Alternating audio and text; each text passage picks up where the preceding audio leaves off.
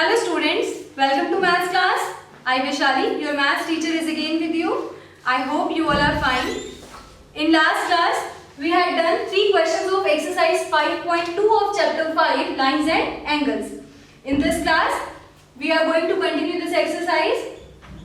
Fourth question is, find the value of x in each of the following figures if L is parallel to M. First part है इसका, यहाँ पर देखो क्या करना है, हमने x की वैल्यू फाइंड करनी है कब, जब ये लाइन L और M दोनों आपस में कैसी हैं, पैरेलल। मतलब ये जो लाइंस हमें गिवन है L और M दोनों पैरेलल लाइंस हैं और ये T क्या है इसके लिए, ट्रांसवर्सल। तो हमें पता है, देखो हम ये x कैसे फाइंड कर सकते हैं, ये क्या है 110 डिग्री। इसकी हेल्प से हम कौन सा, हम देखो इसकी हेल्प से डायरेक्टली इस पर नहीं जा सकते क्योंकि ये दोनों कोई हमारे पास किसी भी टाइप के एंगल्स नहीं है जो हमने टाइप्स पढ़ी है, ठीक है।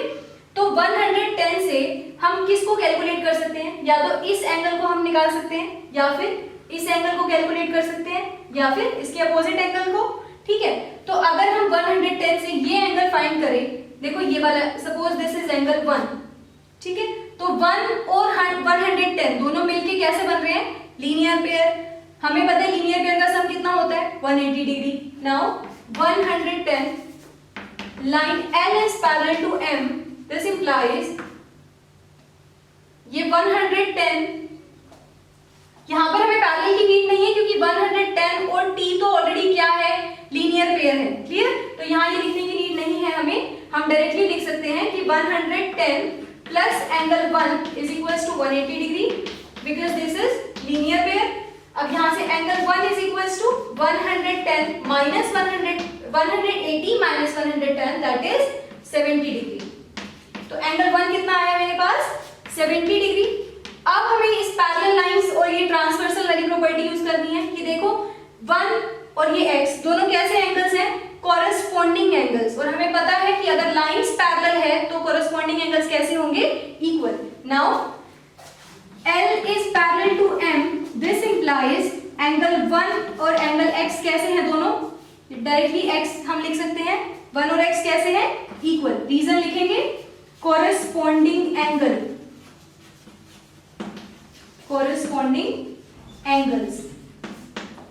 क्योंकि 1 70 डिग्री है तो x भी कितना हुआ, 70 डिग्री, ठीक है। तो अगर आपको पता है कि जब ये दोनों लाइंस पैरेलल हैं और ट्रांसवर्सल इनके साथ जो जिस भी टाइप के एंगल्स बनाता है, अगर हमें उनकी प्रॉपर्टीज पता है तो यहाँ पर हम किसी भी अननोन एंगल की वैल्यू फाइंड कर सकते हैं। Similarly you can do second part. Fifth question is, in the given figure the arms of two angles are parallel. देखो जो हमें ये फिगर दे रखी है इसमें दो एंगल्स बन रहे हैं, एक तो ये वाला एंगल, एंगल DEF, और एक एंगल ABC। जो आर्म्स हैं, देखो ABC की आर्म कौन है, BC और AB। ये BC इस वाले एंगल की आर्म EF के पैरेलल है और AB किसके पैरेलल है, ED के, ठीक है। तो यही कहा गया है हमें, इफ एंगल ABC 70 डिग्री, ये एंगल हमें गिवन है 70 degree, then find first part is angle DGC। Angle DGC means हमें ये वाला एंगल फाइंड करना है। अब अगर ये लाइन इसके पैरेलल है तो ये क्या है इसके लिए, ट्रांसवर्सल। और ये वाला एंगल और ये एंगल दोनों किस टाइप के एंगल्स बन रहे हैं, कॉरेस्पॉन्डिंग एंगल्स। और हमें पता है अगर लाइंस पैरेलल है तो कॉरेस्पॉन्डिंग एंगल्स कैसे होंगे, इक्वल। नाउ फर्स्ट पार्ट में हम क्या लिखेंगे, AB is parallel to DE, this implies angle ABC is equal to angle DGC। Reason, corresponding angles।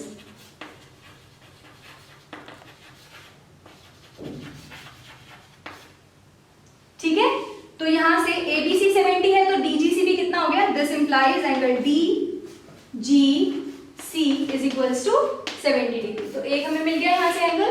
Second part क्या है, देखो DEF। अब हमें ये वाला एंगल फाइंड करना है। तो अब क्योंकि ये लाइन इसके पैरेलल है, दोनों आर्म्स पैरेलल थी, और ये एंगल और ये एंगल फिर से ये दोनों कैसे हैं, कॉरेस्पॉन्डिंग एंगल्स। तो क्योंकि ये 70 डिग्री है तो ये भी कितना हो गया, 70 degree.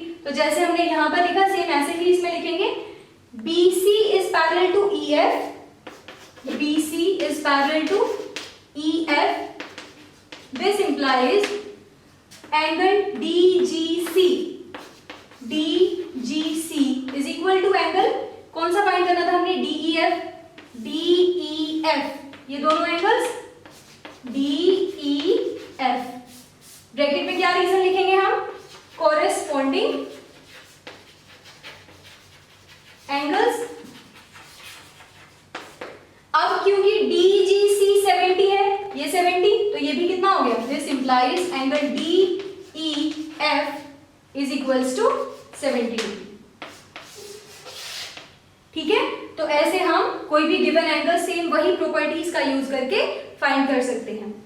Now next question is question number 6. In the given figures below decide whether L is parallel to M. बताना है हमने कि क्या L और M दोनों पैरेलल हैं.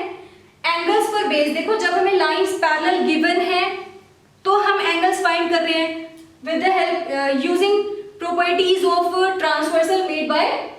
जो भी पैरेलल लाइंस के साथ एंगल्स बन रहे हैं ना, हम उन एंगल्स का यूज करके हम क्या कर रहे हैं? अननोन्स की वैल्यूज फाइंड कर रहे हैं.